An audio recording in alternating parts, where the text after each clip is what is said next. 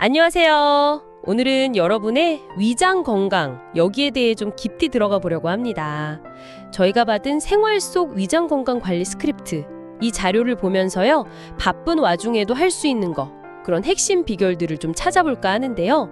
들어보니까 한국인 3명 중 1명이 속이 불편하다, 뭐 이런 경험이 있다는데, 정말 이거 남일이 아니잖아요. 이 자료에서도 딱 짚는 게 역시 불규칙한 식사나 스트레스, 또 활동량 부족 이런 게 주된 원인이라고 하네요.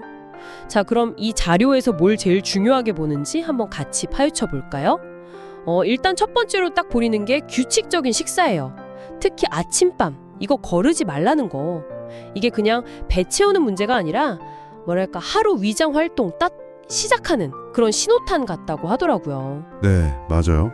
불규칙하면 위가 계속 긴장 상태가 되는 거죠. 언제 음식이 들어올지 모르니까. 그리고 자료에서 아침에 찬물보다는 따뜻한 물 한 잔 마시라고 하잖아요. 그게 위를 좀 부드럽게 깨우는, 자극을 줄이는 방법이죠. 갑자기 차가운 게 들어가면 놀랄 수 있으니까요. 그리고 거기 레몬즙 몇 방울 얘기 나오던데 그건 위산 분비의 어떤 균형을 잡는데 좀 도움이 될 수 있다. 이런 관점도 있고요. 흥미롭죠? 네, 그냥 물 마시는 것보다 이유가 있었군요. 먹는 시간 말고도 어떻게 먹냐, 이것도 엄청 강조하는데요. 천천히 꼭꼭 씹어라. 저기 최소 20번 이상 이렇게 딱 숫자까지 나오더라고요. 이게 뭐 그냥 식사 예절? 이런 차원은 아닌 거죠? 그럼요. 이게 핵심은 침 안에 있는 소화 효소예요. 충분히 씹으면 이 효소들이 먼저 음식물을 좀 분해해 주니까 위가 할 일이 확 줄어드는 거죠. 그러니까 생화학적으로 효율을 높이는 거예요. 아, 효소가 먼저 일을 하는 거군요. 네, 그래서 덜 씹고 넘기면 위가 그만큼 더 고생하는 거고요.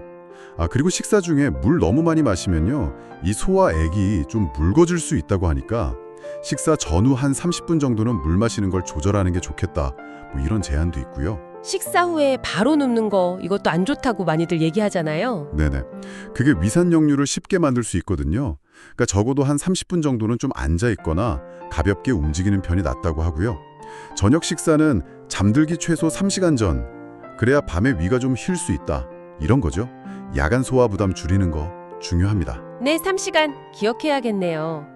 그리고 위장을 돕는 뭐랄까 지원군 같은 음식들 이야기도 나왔어요. 김치나 요구르트 같은 발효식품, 이건 프로바이오틱스 때문이라고 하고, 브로콜리, 사과처럼 식이섬유 많은 채소, 과일도 당연히 좋다고 하고요. 하루에 한 5가지 이상 다양하게 먹어보라고 하네요. 네, 그 발효식품 속 프로바이오틱스는 장 안에 좋은 균, 나쁜 균, 그 균형을 맞춰주는 역할을 하잖아요. 식이섬유는 뭐 잘 아시다시피 배변 활동을 돕고요. 그리고 향신료 중에서는 생강이요. 생강이 소화 돕고 메스꺼움 줄여주는 효과가 꽤 알려져 있는데 자료 보니까 식후 한 15분, 20분 뒤에 생강차 한 잔 마시는 것도 괜찮다고 추천하더라고요. 오, 생강차. 괜찮네요. 반대로 당연히 안 좋은 것도 있겠죠. 맵고 기름진 거, 또 카페인, 술, 탄산음료 이런 건 위 점막을 직접 좀 자극할 수 있으니까 줄이는 게 현명하다. 이렇게 지적하고 있습니다. 네, 음식 말고 생활 습관 쪽을 보면 저는 이게 되게 인상 깊었어요. 스트레스가 위장 기능에 바로 영향을 준다는 거요. 진짜 뇌랑 위가 이렇게 연결이 되어 있군요. 네, 그렇습니다. 그걸 보통 뇌장축이라고 부르거든요. 뇌랑 장이 서로 신호를 주고받는 통로 같은 거예요. 그래서 스트레스를 받으면 그 축을 통해서 위장 운동이나 소화액 분비에 바로 영향이 가는 거죠. 그래서 명상이나 심호흡, 요가 같은 거. 네, 그런 이완 기법들. 그리고 충분히 자른 거. 이게 다 도움이 된다고 강조하는 이유예요. 자료에서는 뭐 하루에 단 10분이라도 좀 온전히 나한테 집중하는 시간을 갖는 게 최소한의 투자다. 이렇게 보고 있고요.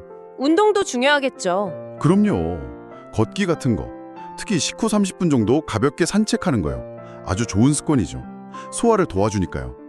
그리고 배꼽 주변을 시계 방향으로 이렇게 부드럽게 마사지하는 것도 장 운동을 촉진하는 간단한 방법으로 소개되고요. 배변 신호 올 때 참지 않는 거. 이것도 중요하다고 덧붙이고 있네요. 만성적인 문제 예방 차원에서요. 네, 정말 다양한 방법들이 있네요. 물론 근데 오늘 얘기 나눈 것들은 주로 좀 예방 차원이거나 아니면 가벼운 불편함에 해당되는 내용들이겠죠? 네, 맞아요. 그 점은 분명히 해야 합니다.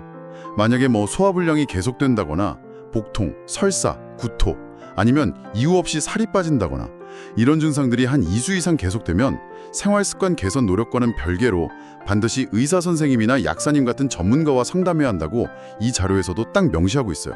네, 그 점 꼭 기억해야겠네요. 오늘 쭉 살펴보니까 정말 편안한 속이 활기찬 생활의 기본 바탕이 되는 것 같아요.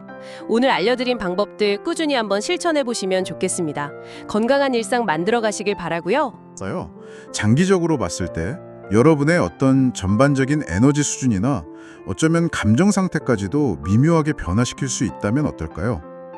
우리 몸과 마음, 그리고 그 중심에 있는 이 위장의 어떤 깊은 연결고리, 여기에 대해서 한번 잠시 생각해 보시는 시간 가져보시는 것도 꽤 흥미로울 거라 생각합니다.